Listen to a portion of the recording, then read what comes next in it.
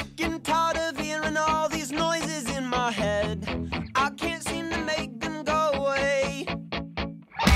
Loyal, too honest, energetic, he yells too much. Cathartic, not enough like everything else that's happening.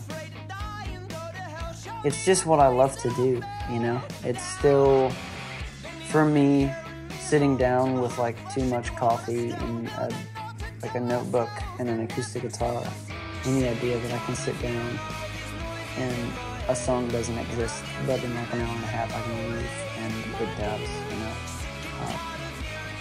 That will never get old. And I love where a song starts and how that just becomes some idea that sort of came out of nowhere to being on a record, but then goes into the speakers of somebody's car they're driving, eventually into their heart, and then out of their mouths at a show when they're belting it out at the top of their lungs because they feel like they can own the lines out of that song. Like that's why I'll do it until, you know, the blood is no longer in my veins and the breath leaves my body, you know? I hate the title Christian band, but I think it's kind of similar to Mumford & Sons, you know, like he sings about things and sings about sin and redemption and hope and brokenness in a way that is accessible to everyone. For Christians who listen to our music, there's definitely like a lot of themes in there that sort of touch on hope, loss, redemption. And I think they, for whatever reason, they feel like it adds more validity to it to know that I am a Christian. And then on the other hand, I think there's like a lot of people who maybe at one point in time were believers, but for whatever reason now they're not. And sadly, a lot of it has to do with the Christian music industry just sucks. And so much of it is a freaking joke. And so they want to know, okay, are they a Christian band? Because if they are, I'm not going to listen to this garbage, because they're running it through the filter of so many bands that have given people of faith like a really bad rap. I feel like I've found my spot, man. I really do. I think I will always... I bought the Gaslight Anthems record handwritten when it first came out, like the day it came out, and I cried. I freaking love that band. But there's a dude that wrote sort of like a bio on that record, and he said, what we realized with the Gaslight Anthem is that if you're listening to the Gaslight Anthem, you'll find that there's something that they're doing that sounds familiar. And it's because they're standing in a very, very long line of people who represent a tradition of rock and roll music. And they're carrying on that torch. And so for me, like, I love the Beatles. I freaking love Bruce Springsteen. I love Tom Petty forever. And I think I will always find myself being bent towards that sound, sort of just like American rock music. And I also grew up listening to a ton of rap, so that sort of like weird staccato, really fast stuff slips in there from time to time. But yeah, man, I feel like that's a terrible way of answering the question. But I really feel like I found my niche, but it's more of like, I just feel finally at a place where I'm confident in my ability to write great songs. And I'm less concerned with how they sound and more concerned with being honest and being who I am, whatever that ends up sounding like.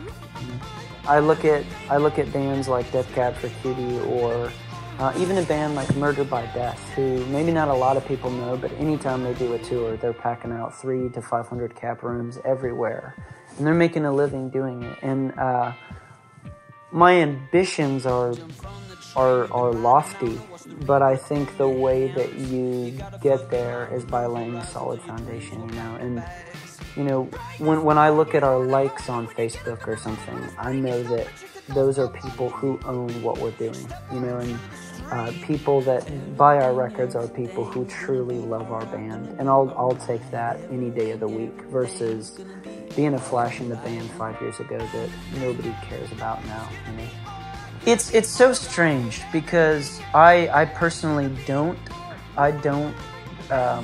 do Spotify. I don't illegally download music for kind of like the same reason that I always try to like do random stuff on the side, because when I was 15 I would go and get an allowance or have $20 and it's like, okay, what records am I going to buy? Am I going to buy What It Is to Burn by Finch, or am I going to buy this frickin' So Long Astoria by Atari's record? And you kind of take a gamble. Kind of regretted buying the Atari's record, but I loved What It Is to Burn, you know? And so on one hand, I think I miss those days, but I think I'd be really foolish to, in old school, to not realize that the way that you build a fan base is sort of giving it away, you know, because it's so accessible. I think where you make a living in the music industry these days is the live show. I think whether people pay for a record or not, you can't put a price tag on experiencing a record in a band live. And I think that is what people are after with our band. I think people don't really understand what we're doing until they come and see us live. And so I think that's where, to me, it seems like music is headed, and I think we're really glad, because I think that's kind of in our favor. In the early days, I was walking on eggshells a lot more, whereas now we're all, like, if people sat in on a session, they'd be like, God, I feel like these people hate each other. But really, we're really, really brutally honest with each other. And I'll bring, like, the skeleton of the song to Nate and Shannon and say, what do you guys think? And they're like, that song sucks. And then other times, it's more rare that they're like, yeah, dude, I love that song. But I've found time and time again that the songs that they like and the songs that they feel passionate about have always been the songs that go on to be sort of frontrunners. Everything's Gonna Be Alright. We were in pre-production, and I'm just like, well, I got this dumb idea for a chorus, and they're like, yeah, let's work on that. Take it all, even noises. All I had was sick and tired of hearing all these noises in my head. And Shannon goes, there's no way you wrote that. It's too good. And so we finished it. But yeah, they're a really brutal sounding board, but I wouldn't have it any other way. That was insane to have Zach. I mean, other than like Ricky Vanucci from The Killers, I can't really imagine anyone else that I'd rather ever have play drums on one of her records, you know? So I think for me, it validated what we were doing, you know, like to go, holy cow, you know, like these are dudes whose records I grew up listening to. It was encouraging, you know, because those are the caliber of musicians who wouldn't put their name on something they didn't believe in, you know, so it was really affirming, I think, for all of us. We just know that if we keep putting our feet forward day in and day out, like eventually things will fall into place, you know. And when we made the record, we went into the studio spending, you know, in theory, thousands and thousands of dollars that we had no idea where it was going to come from.